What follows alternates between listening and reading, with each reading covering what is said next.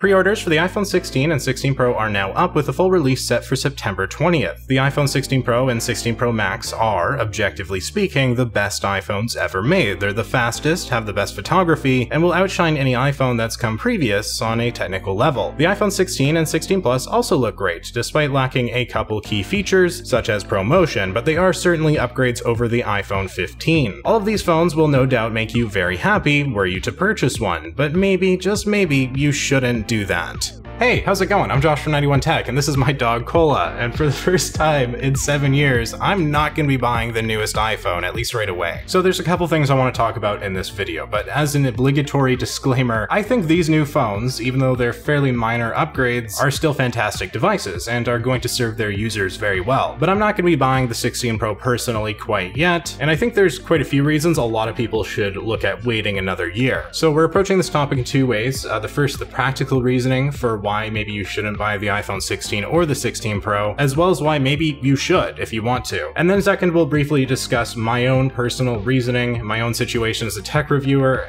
who's been purchasing the newest iPhone since 2017. Right now, I just don't really want to buy the new iPhone. I'm pretty happy with my 15 Pro Max, but we'll get to my reasoning in a bit. And this actually leads to the first point why you shouldn't buy the iPhone 16 or 16 Pro. If you already have a relatively recent iPhone like I myself do, there's just not much point. Perhaps that's kind of obvious, but I think it's still worth emphasizing. These are very small, minor, nearly negligible upgrades over Apple's previous iPhone 15 and 15 Pro, which themselves were also small upgrades over the 14 and 14 Pro. Unless you're on an iPhone older than the 14 and 14 Pro, I would strongly recommend waiting at least another year for the iPhone 17 and 17 Pro to come out, which are rumored to be at least far more significant in the way of upgrades and new features. And honestly, even if you're on the iPhone 13 or 13 Pro, I'd still be inclined to wait another year. Now, the further we go back, the older these phones are going to get, and there's plenty of users on older iPhones who might want to upgrade, and you're going to see a huge jump going to an iPhone 16 or a 16 Pro, right? So if you're struggling with your old device when it comes to things like battery life, maybe it's getting slow, maybe the display is cracked, it's in rough cosmetic shape, whatever the reason is, you just want to upgrade. If that's the case, I really don't see anything particularly wrong with going for the iPhone 16 or the 16 Pro, dependent on which sort of device you prefer. I will warn with the iPhone 16 in particular, we're still looking at a refresh rate of only 60 Hz. This is something a lot of people just don't care about, which is totally fair, but you'll probably see the difference. If you go into a store, check out the Pro iPhone versus the non-Pro, swipe on both of them a bit, and you'll probably notice the difference. The Pro is pushing 120 Hz, which is 120 frames per second, making for a far more fluid, smooth experience, versus only 60 on the non-Pro. Again, this is not something everyone's going to even hardly notice, much less care about, but the fact that Apple is selling an $800–900 US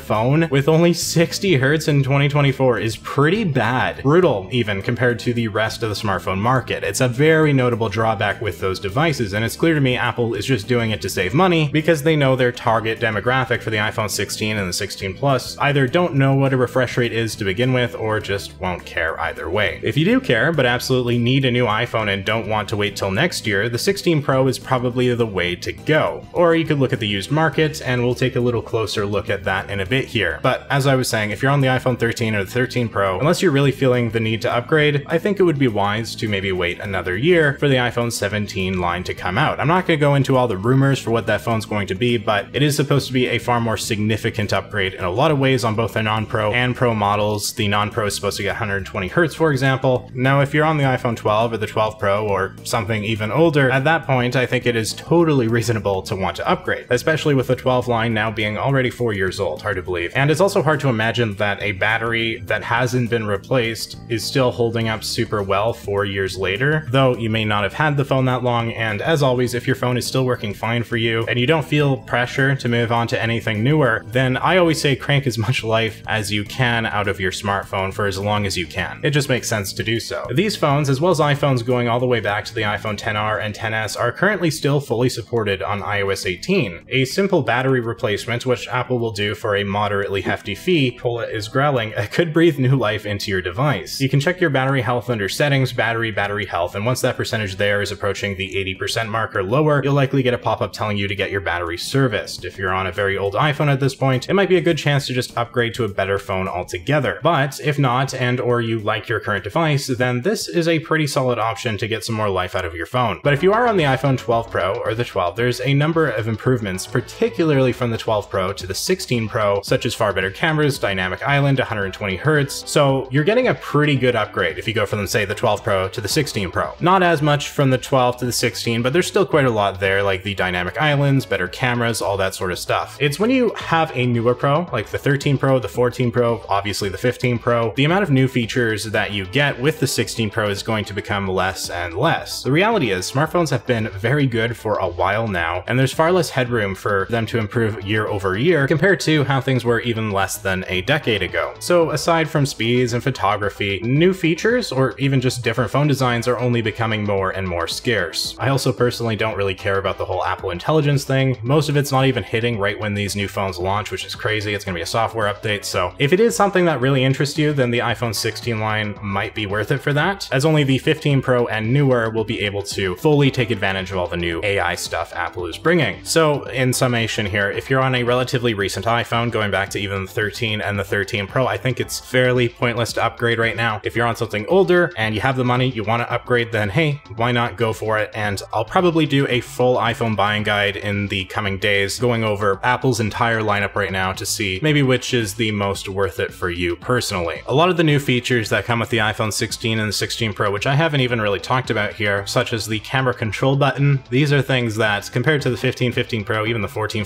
Pro, it's just so minor. You know, it all comes down to personal preference. If you really want to upgrade, then go ahead and do it. A lot of people upgrade every year. I, for the most part, have done that historically. But if you feel a little disillusioned with these updates, you think, hey, these iPhones don't seem that cool or special, I fully agree. I actually did a full 2-hour video on why exactly iPhones seem to be sort of slowing down in progress, why they're getting more boring. I called the video, When Did iPhone Peak? And it actually got a copyright hit the other day. That sucks. Thankfully, using YouTube's tools, I was able to remove the song that was causing issues. I'm not super happy with how the video sounds now right near the end, so I might end up re-uploading it with maybe a little bit more content about the iPhone 15 and 16. We'll see though, I'm gonna leave it for now. That's going aside. Basically, why you shouldn't buy these phones? Because they're barely an upgrade. So that's the practical reasoning as to why you might not want to buy these phones. But there's one more thing I want to talk about there, and that's the used market. If you're looking at Pro phones in particular, the reality is these phones haven't really changed much since the 14 Pro or so, even going as far as the 13 Pro arguably. There is the dynamic island, but otherwise ProMotion was on the 13 Pro and newer. If you're okay with buying used, I think that's a really good way to save some money and get a very good iPhone that Apple doesn't even sell anymore. Now, Apple actually has a refurbished section, and they've got some, I think, 14 Pros on there right now, so that might be worth looking at. But if you go to like eBay.com, you can get a very good condition iPhone 14 Pro for like around $600 US, even less potentially. And I think that's like a pretty good deal. I'm even seeing some here for $500. So the 14 Pro I think is actually probably a pretty great buy right now. If you're comfortable with the used market, it might be worth looking at, and I wanted to make sure I talked about that as well because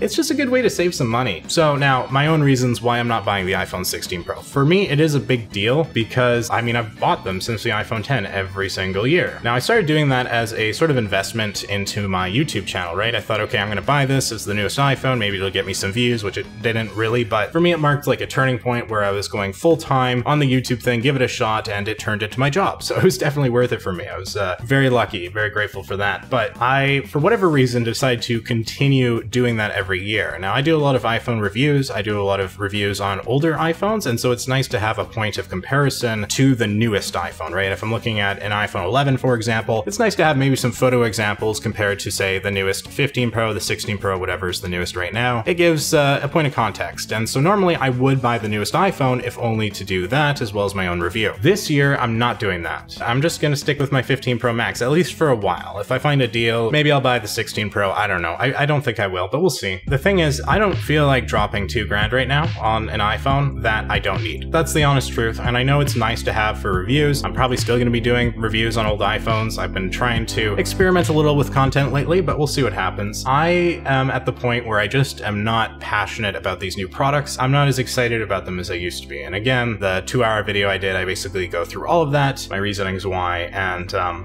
you okay, Doug? She's just been like sitting there. I'm honestly quite disappointed in these phones. My expectations were already really low, but I was really hoping maybe there'd be like one thing Apple would throw out there that would make me think, okay, I want this phone, I want to buy this phone, but honestly, I don't. And they're so expensive. It is crazy to me that even the smaller 6.3-inch iPhone 16 Pro starts at $1,000 US, right? So it's even more in Canada, where I live. It starts with 128 gigs. They did this last year too. Then the Pro Max is 256 gigs, gigs, but it starts at $1,200, which that's a lot of money. And that's the one I got last year, the 15 Pro Max. That's what I got. My silicon case has seen better days. The thing is, I really like this phone. It is very good. I like the size, but I think as I was saying before, Apple loves to nickel and dime us. 128 gigs, it to me is unacceptable for their $1,000 phone. I think 60 Hz on their 16 is also fairly unacceptable. Also miss the Mini, but that's a conversation for another time, even though I never used the Mini.